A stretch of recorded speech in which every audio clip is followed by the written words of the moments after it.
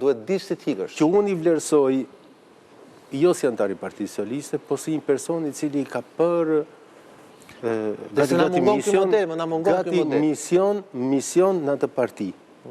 Dhe në qoftë se ne pam disa procese që erdi Majko, erdi Lirmeta dhe atë frymën e demokracisë të brendshme në Parti Socialiste e kemi të gjallë dhe sot të kësaj dite, shkaku kryesor është pikërisht ky drejtim kolegjial, duhet thënë kolegjial atëre, e cila realisht e shpëtoi Partinë Socialiste dhe sot ne kemi këtë Parti Socialiste që është një vlerë në Shqipëri. Me atë bazë që erdhi si produkt I këtyre divave në politikë shqiptare dhe natyrisht shumë të respektuar në Partinë Socialiste që unë nuk futem në këtë debat sepse është e drejtë e tyre ta mbrojnë. Por sinqerisht po I them, 2 ditë përpara se të bësh një zgjedhje në 26 se ju flisni për 28 majin, por... Kasim dhe për 26 për deshës. Kemi qënë gjithë të rrenë në dytën. Që kemi parë sa gjëra. Deri ma që Po, vlen shumë të... Unë shanë Tiran, po skandali prapi që shumë e madhe. Dy gjëre duhet I rikthej me doj mos, sepse si them, e plotsojnë përsëri mozaikun e kësaj që ne debatuam. Del urdhri Agim Sheut që strukturat e Partisë Socialiste po kryeni veprimet të palishme dhe të fillojnë arrestimet. Dhe gjithë struktura organizative Partisë Socialiste del në ilegalitet. Ky është momenti kur u dha urdhri për arrestimin e Gramoz Ruçit dhe Gramoz Ruçi ka kaluar kufirin. Deri këtu ishte për masa. Ai I cili praktikisht mbajti në këtë periudhë realisht Partinë Socialiste ka qenë Servet Plumbi. Së bashku me këtë Namik Doklin edhe presidentin. Edhe Mejdanin.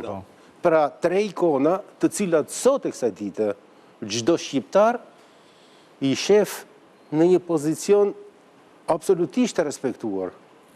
Pleq të mendimit politik në Shqipëri. Dhe unë për këtë vlerësoj. Pjesa tjetër unë futëm një debat politik me të mund të flasë. Edhe unë prandaj do e flisim to minuta. Ishte në nderin tonë dhe ishte në nderin e kësaj tavoline që po, këta pleq të mendimit politik të pjekur me produkt në Shqipëri, ne jo vetëm të vlerësojmë, jo vetëm të bëjmë imazhe, po dhe të përkujtojmë në këtë këndvështrim. Jo, unë tem përveç se me që jam totalisht dakord me ju, po unë tem Martin edhe për një gjë tjetër, sepse është një model që ne na mungon, një model që ne nuk e kemi. Pra këtu ti shikon njerëz që duan të rrinë përjetësisht në nuk ka rëndësi, edhe një funksion publik. Që jo domosdoshmërisht është lidhet me politikën. Pra, ideja që këtu nuk respektohet edhe shkëmbimi biologjik I brezave. Pra, dhe Plumbi, këtë na e tregoja, po jo. Sepse nano iku me tekat e veta. Gramozi bëri një mbyllje abrupt, pra të menjëhershme të gjës. Ndërkohë, Serveti iku but.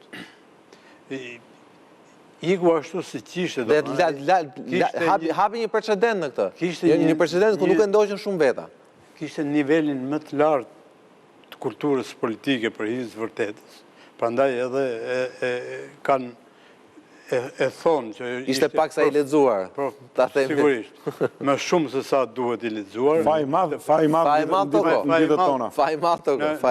Në atë lloj llumi politik, domethënë le ta themi edhe kështu, sigurisht ishte faj I madh dhe ajo për të mos folur për antipodin e vetë se s'dua të flas fare të them drejtën se nuk na bën der as duke krahasuar në këtë mënyrë.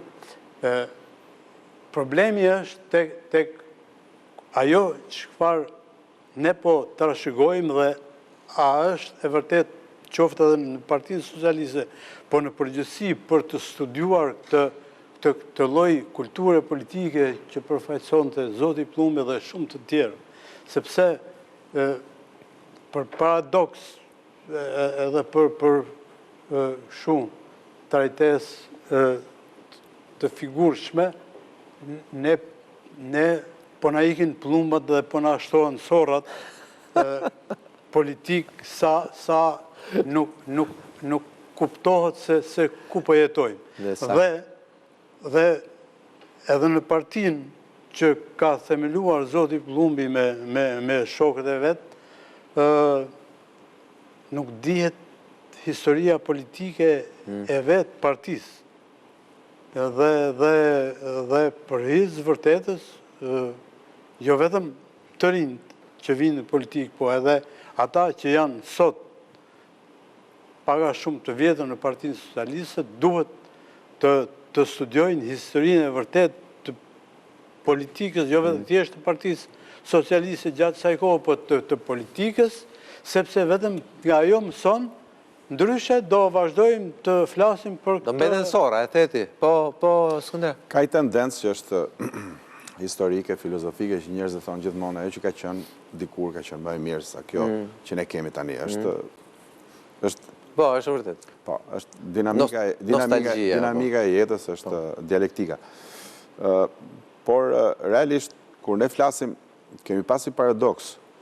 Në dekadën më të keqe të pluralizmit kemi pas klasën politike ndoshta më të mirë, me disa përjashtime ku natyrisht Berisha është kryesori, cilët i jepnin, si shtaç atë energji negative dhe tonin për të keq ngjarjeve dhe i çonin në zgrip në mënyrë të përsëritur, ndërkohë që për shembull ne besoj ka një dakordsi, jo vetëm mes nesh si gazetar, po edhe në shoqërinë shqiptare që parlamentet e para të pluralizmit kanë qenë me njerëz që kanë qenë goxha serioz.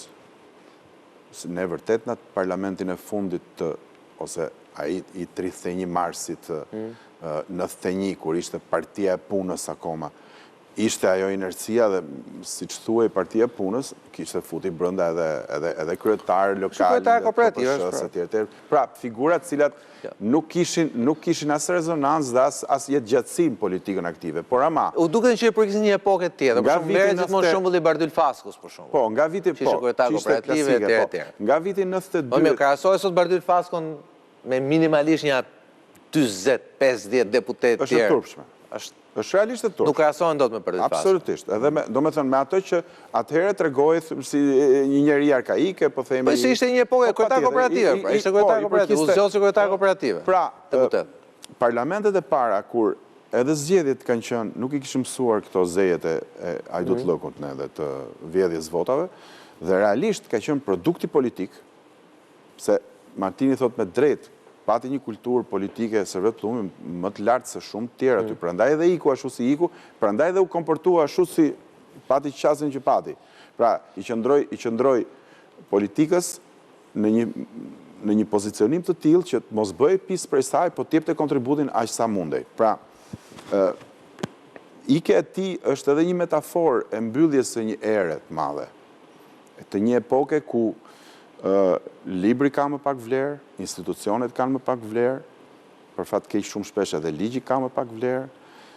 Pra, duke një botë më e prapambetur se ashtu ishte, pa internet dhe pa Facebook dhe TikTok, por ishte një botë më e mirë në sensin që edhe formacionet politike, edhe institucionet shtetërore, me 1000 defekte që kishin, nuk populoheshin nga njerëz cilët nuk vinë nga diçka dhe nuk shkojnë drejt diçkaje, ose nuk besojnë në diçka.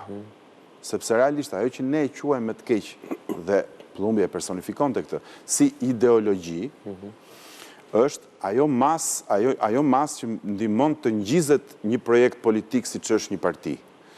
Partitë e sotme janë të zhveshura nga çdo lloj orientimi i tillë. Dhe ne sot kemi qeverisje djathta që marrin masa ose bëjmë politikat majta dhe qeverisjet majta që bëjmë politika monetariste ekstremisht të djathta. Pse? Se ka humbur komplet ai orientimi dhe ka humbur ti nuk e di dizotron populizmi, pra ti nuk e di efekti imediat një veprimi politik. Nga projekte politike dhe ideologjike në projekte pushteti. Elektorale. Patjetër. Ne na duhet pushteti, nuk ka rëndësi se çfarë bëjmë dhe çfarë themi derisa të arrijmë te pushteti. Ose çfarë bëjmë për ta mbajtur pushtetin.